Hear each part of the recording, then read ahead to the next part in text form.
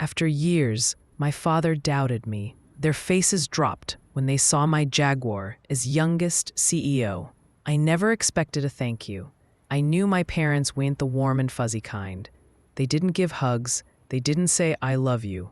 But I thought that maybe, just maybe, if I saved their home from foreclosure, they'd finally see me as something other than a burden.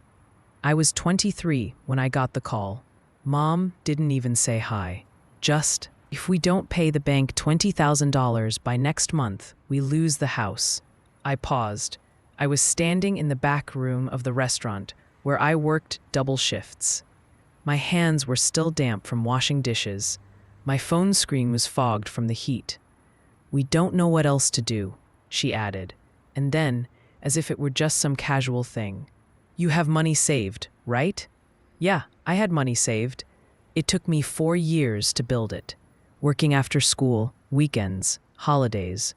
I skipped birthdays, Christmases, even my own graduation, because I was always working. That $20,000 was my ticket out. Out of the dead-end town, out of the miserable cycle I grew up in, out of the house where I was always the outsider. Even though I was the oldest, even though I did everything they asked. I told her I'd think about it. She didn't even say goodbye before hanging up. That night, I didn't sleep. I kept going over it in my head. The bills. The foreclosure letter she sent a photo of. The way Dad used to yell about irresponsible kids and how none of us ever helped around. I thought about my younger brother, Alex, who hadn't worked a day in his life, but somehow always got praised. I thought maybe this would change things. Maybe if I stepped up now, they'd finally look at me with pride. Maybe I'd be more than the kid they always compared to everyone else's children. So I did it. I called the bank. I paid off their debt. I didn't hear from them for 3 weeks.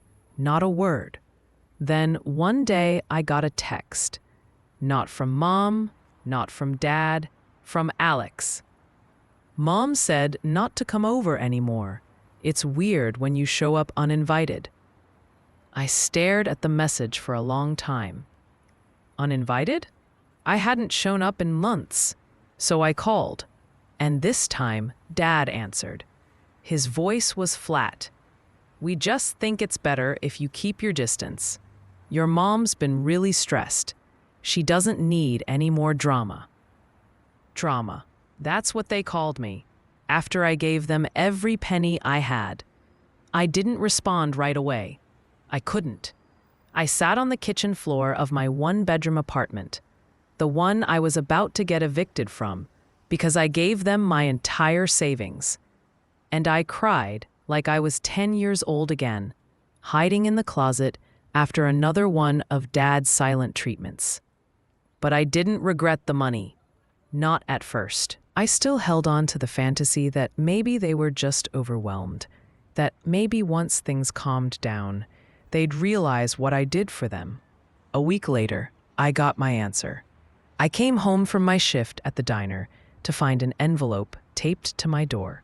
It was from my landlord. Eviction notice. I had 10 days to vacate. That same night, I called Mom. She actually picked up. And when I told her I needed a place to stay, just for a week or two, until I figured things out, her response was so casual, it nearly knocked the air out of me. "We don't have the space right now." Their house had 4 bedrooms. Only Alex was still living there. "We just redid the guest room into a meditation space," she added. "And your dad, he's not comfortable having guests."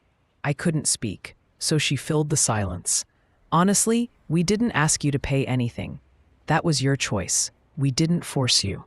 That line, that sentence, it kept playing in my head over and over.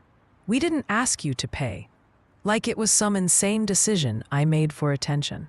Like they hadn't called me in desperation. Made it sound like it was life or death. I hung up without saying anything. I don't think she even noticed.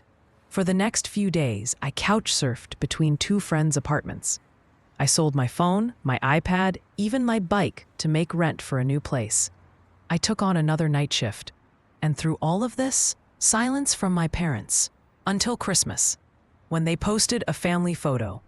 The caption read, "Grateful for our perfect little family this year. Wouldn't change a thing." In the picture were Mom, Dad, and Alex smiling in front of the fireplace, wearing matching pajamas. There was an extra chair in the background. Mine. They hadn't even asked if I was free. After that Christmas post, I blocked them. All of them. I told myself it was just for a while, just until I stopped feeling like someone had hollowed out my chest and left it echoing with every scroll through social media. But it wasn't just a while. It became permanent. I started therapy. I worked 3 jobs. I got my own place, tiny but mine. And I stopped calling, stopped hoping, stopped begging. 2 years passed, and then, on a rainy Thursday afternoon, I got a message from a random Facebook account with a blurry profile picture. I almost didn't click it, but curiosity won, and I wish it hadn't. It was a paragraph from my mom. "Your father had a stroke. He's in the hospital. If you care at all, you'll come." No hi, no how are you. Just that. And then, "Don't cause drama. This isn't about you." I went, of course I did. When I walked into the hospital room, Mom didn't look surprised to see me. She looked annoyed. Alex was already there, sitting by Dad's side, holding his hand. Like the perfect son. No one said anything for a long time. Then finally, Mom stood up and walked toward me. She didn't hug me. She didn't smile. She whispered, "You're just jealous of your brother. You always have been." I laughed. Right there, in the ICU. I laughed like someone had flipped a switch in my brain and let all the poison out. Jealous? Of Alex? Who'd never worked a day in his life?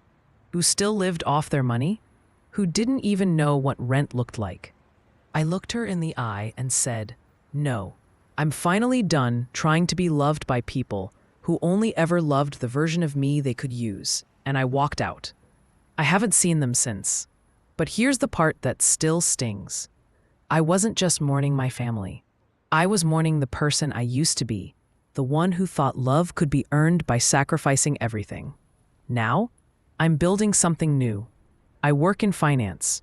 I have savings again. I go to sleep without the weight of waiting for a text that'll never come, and I've never felt freer.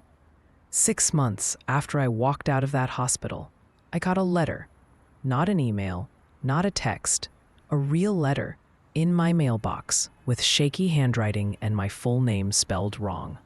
It was from Dad. Inside were 2 sentences scribbled on cheap notepad paper. "Your mother and I are selling the house. We thought you might want to buy it. Family discount." No apology, no acknowledgement. Just an offer to buy the same house I saved once, the one they kicked me out of. I didn't even hesitate. I mailed back an envelope with a single post-it inside. "Tell Alex to cover it this time." That was the last I heard from them. But life moved on. I got promoted. I bought my own place in the city with big windows and silence and plants that I keep alive all by myself. Sometimes I walk past families in the park and wonder what it would have felt like to grow up wanted. But I don't dwell, because I realize something. I was the parent to myself. I raised myself. I protected, fed, fought, and saved. And now I love myself the way they never did. A few weeks ago, Alex followed me on LinkedIn. His profile says looking for new opportunities. I didn't accept. I just stared at his face, older now, still smug, and I wondered if he ever realized he was the golden child of a house built on someone else's sacrifice. A house I almost ruined my future to save. And now I wake up every morning knowing I owe them nothing. Not a second chance. Not a dollar. Not even a memory.